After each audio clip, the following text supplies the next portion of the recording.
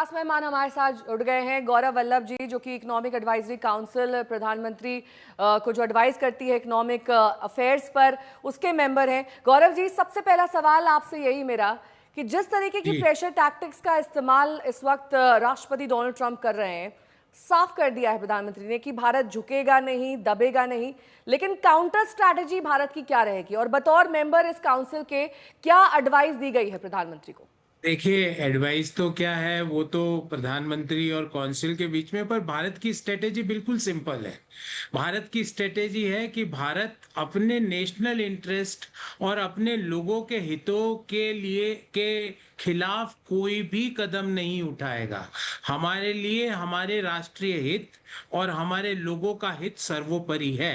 और हम अमेरिका के प्रशासन को बोल दिया है कि आप यूरेनियम रशिया से लेते हो, ईवी के लिए प्लेडियम रशिया से लेते हो, फर्टिलाइजर्स का इंपोर्ट रशिया से करते हो, केमिकल्स का इंपोर्ट रशिया से करते हो, और हमें ये कहते हो कि आप रशिया से डील ना करें। ये दोहरे मानक भारत स्वीकार नहीं करेगा। हमारे लिए हमारे राष्ट्रीय हित सर्वोपरि है। ट्रंप चाहते हैं कि डेयरी और एग्रीकल्चर सेक्टर अमेरिकन कंपनीज के लिए खुले।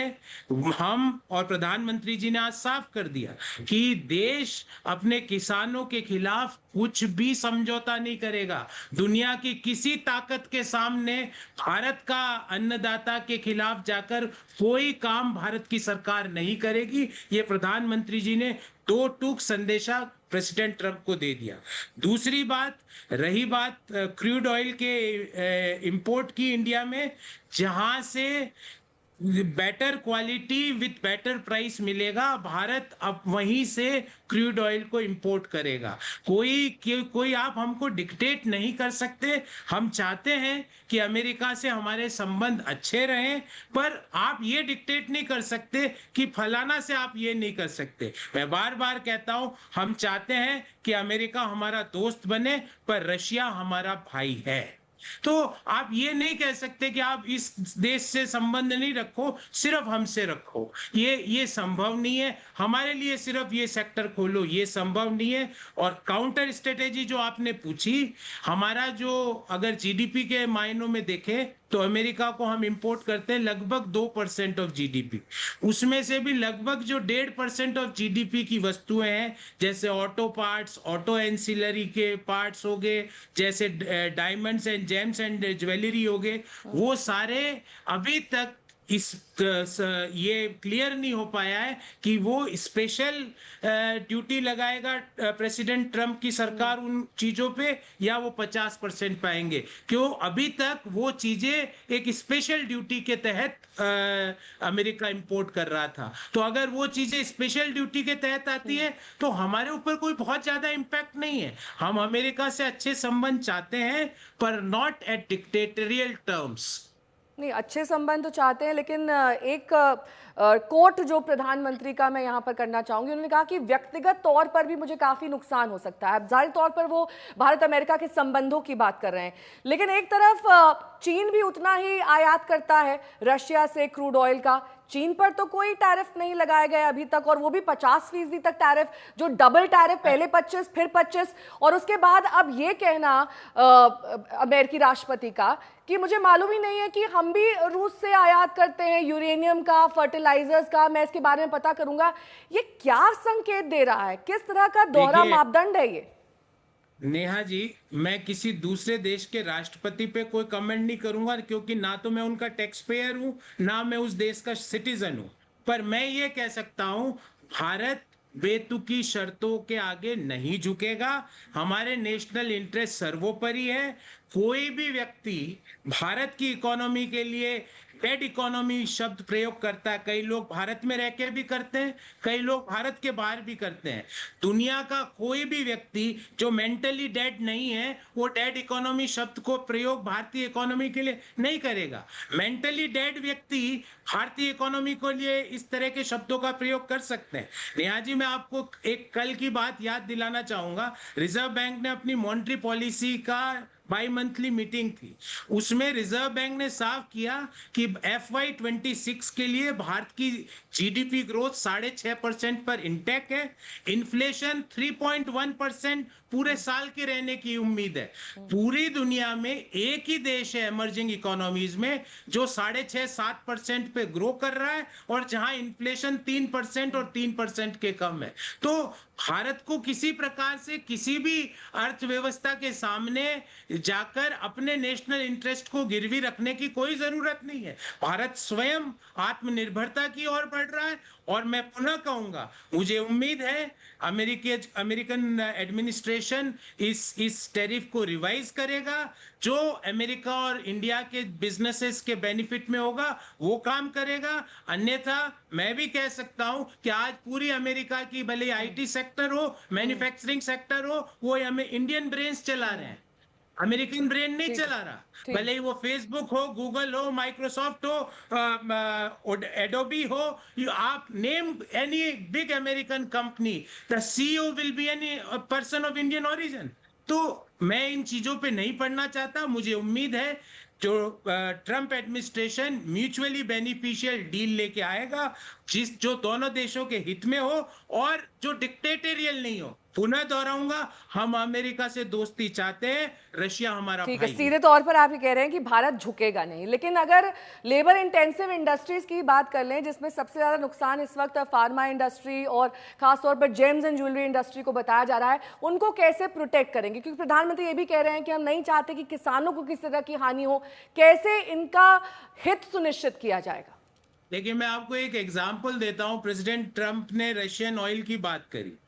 अगर भारत रशिया से ऑयल इंपोर्ट करना बंद कर ले तो ग्लोबली ऑयल प्राइसेस बढ़ जाएगी और उसका नुकसान अमेरिका को भी होगा, अमेरिका को भी नुकसान होगा। आप इंडिया की जेनेरिक ड्रग पे अगर 25% 50% कितना लगाएंगे मुझे नहीं पता, क्योंकि ड्रग्स के लिए स्पेशल ट्रीटमेंट होता है। अगर मान लो आप एबनॉर्मल टैरिफ लगाओगे तो अमेरिका में वो जेनेरिक ड्रग महंगी होगी, जिससे अमेरिका के लोगों को और अमेरिका में महंगाई का स्तर बढ़ेगा। ये चीजें भी ट्रंप एडमिनिस्ट्रेशन को समझनी चाहिए। आप एक एक एक डी ग्लोबलाइजेशन का एजेंडा लेके चल रहा है अमेरिकन गवर्नमेंट, एक इकोनॉमिक और फाइनेंशियल नेशनलिज्म की बात ट्रंप एडमिनिस्ट्रेशन कर रहा है। पूरे बिजनेस में दुनिया रिकैलिब्रेट हो रही है। This is a time to recalibrate the economies of the मुझे वर्ल्ड। एक छोटी सी बात समझाइए यहाँ पर गौरव जी, और बहुत ही सिंपल टर्म्स में। ट्रम्प की भी तो कोई इकोनॉमिक एडवाइजरी काउंसिल होगी ना, उनका भी तो कोई एडमिनिस्ट्रेशन होगा जो उन्हें एडवाइस दे रहा है, उस पर वो ध्यान नहीं दे रहे हैं, अपनी मनमानी कर रहे हैं, या फिर जो रिकैलिब्रेशन जिसकी आप बात कर रहे हैं वो कहीं दूर दूर तक उनके एडमिनिस्ट्रेशन में दिखाई नहीं दे रहा है? देखिए, जिस तरह से चाइना से भी पहले कुछ टैरिफ लगाया है, मुझे याद है 150-200% तक टैरिफ पहुंच गया था, फिर उसको रिवाइज किया और एक म्यूचुअली बेनिफिशियल डील करी। तो मुझे उम्मीद है कि प्रेसिडेंट ट्रंप कुछ बोल रहे हैं, उनका क्या कैलकुलेशन है मुझे नहीं पता, पर 140 करोड़ का देश भारत है। दुनिया की 15% से ज्यादा आबादी हमारे देश में है। इमर्जिंग इकोनॉमीज में हाई ग्रोथ लो इन्फ्लेशन पर दुनिया में एकमात्र देश है जो भारत खड़ा है। नॉलेज बेस्ड इकोनॉमी पे भारत खड़ा है। भारतीय इकोनॉमी डिजिटाइज हो चुकी है। तो ऐसी इकोनॉमी को इग्नोर करके दुनिया का कोई देश भले ही वो कितनी भी बड़ी आर्थिक महाशक्ति हो, वो अपने देश के उस देश के लोगों के साथ न्याय नहीं कर रहा। और हम कोई गैर जरूरी या अननेसेसरी चीजें नहीं बोल रहे। हम कह रहे हैं हमारा नेशनल इंटरेस्ट सर्वोपरि है। हमारे किसानों का, हमारे पशुपालकों का, हमारे मछुआरों का इंटरेस्ट सर्वोपरि है, उसमें कोई कॉम्प्रोमाइज नहीं किया जाएगा। हाँ, म्यूचुअली बेनिफिशियल रास्ता मुझे उम्मीद है कि अमेरिकन गवर्नमेंट हमारे साथ निकालेगी, और हम चाहते हैं कि अमेरिका से हमारे जो टाइज हो, हमारे संबंध हो, वो बेटर हो, पर नॉट एट डिक्टेटोरियल टर्म्स। तीसरी बार रिपीट कर रहा हूं नेहा जी, बहुत महत्वपूर्ण शब्द का प्रयोग कर रहा हूं। तानाशाही नहीं चलेगी, यही कह रहे हैं आप? अमेरिका से हम दोस्ती चाहते हैं, पर रूस हमारा भाई है। हाँ, लेकिन जो ये ट्रम्प 2.0 दिखाई दे रहे हैं इस वक्त गौरव वल्लभ जी, जब उनका पहला शासन था, जो उनकी पहली रेजीम थी, उसमें तो वो हिंदुस्तान आए थे, प्रधानमंत्री नरेंद्र मोदी के गले लगे थे, बोले थे मोदी इज माय फ्रेंड। अब कहाँ गई वो फ्रेंडशिप?